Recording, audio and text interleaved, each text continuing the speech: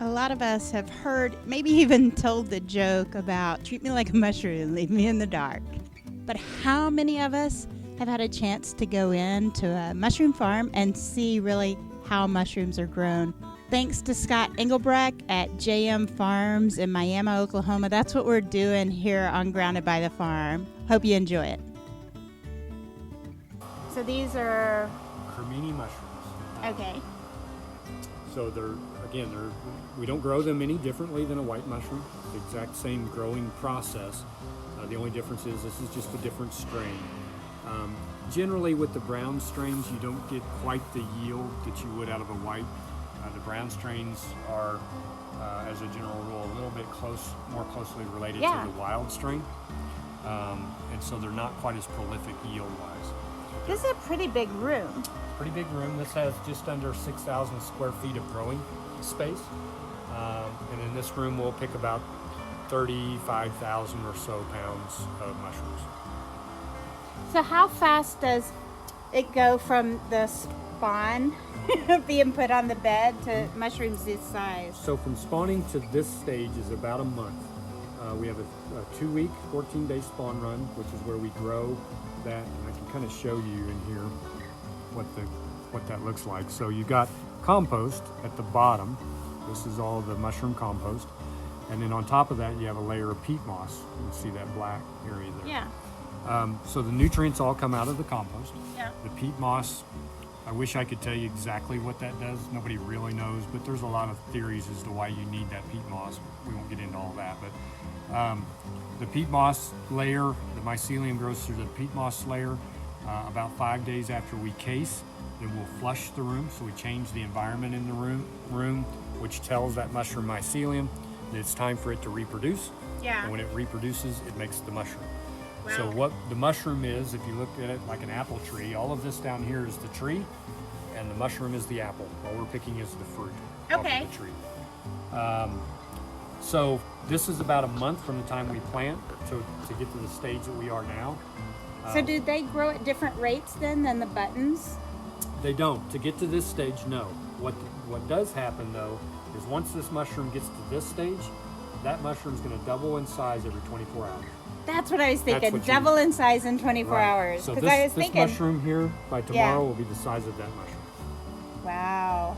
And you can see right there, just from me picking that up, see how I damaged that mushroom? Yeah. That goes back to what we taled about before about only wanting to touch that one time. Yeah, So the more you touch that, the more you damage. It's almost inedible, isn't it? I'd be okay with it. But so a room like this, so the air comes through that tube in the ceiling? We have a duct that comes in. We have an air handler outside that's controlling the temperature, Yep. the CO2, and to some extent the relative humidity. Yeah. Comes through this plastic duct, circulates through the room. It either exhausts out the back or out the front, depending on whether you're bringing fresh air or you're returning Right. that air. And so we're trying to manage, within this room, we're managing temperature, we're managing CO2, and we're managing relative humidity. All of that to try to get the mushroom to grow at the maximum rate, and as well as to be the highest quality that we can possibly make.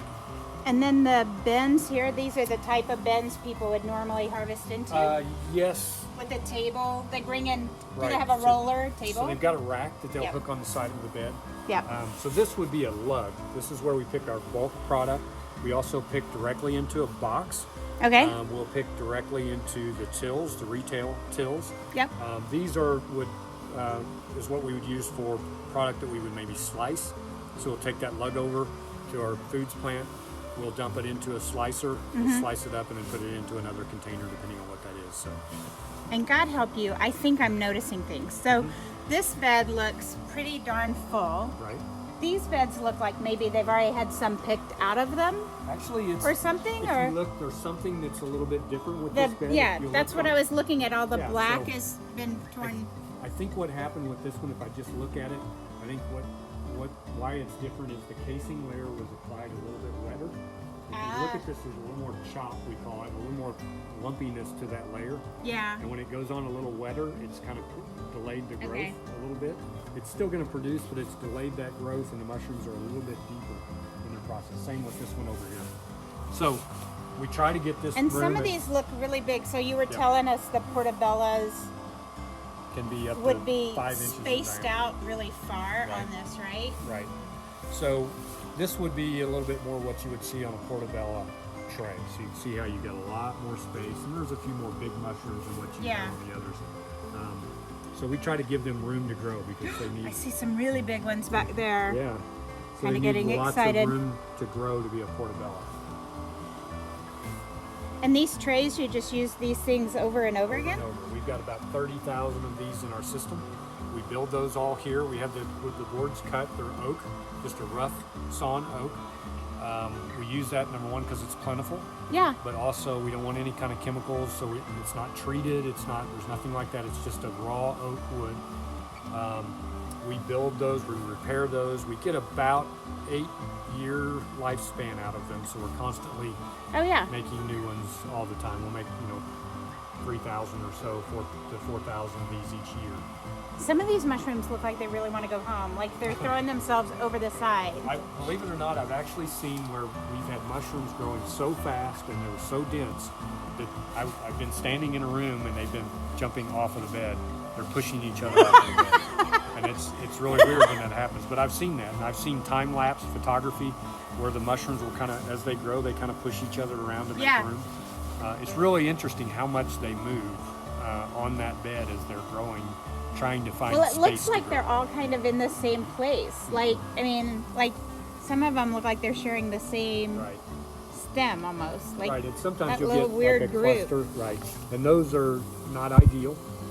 When you have a cluster like that, it's difficult to pick, and you end up with a lot of waste. So that big Yeah. knot that's right there in the middle, you really can't market that. Right. So we try to avoid that if we can. Some of that's genetic, some of that's environmental. It's just the nature of the mushroom itself.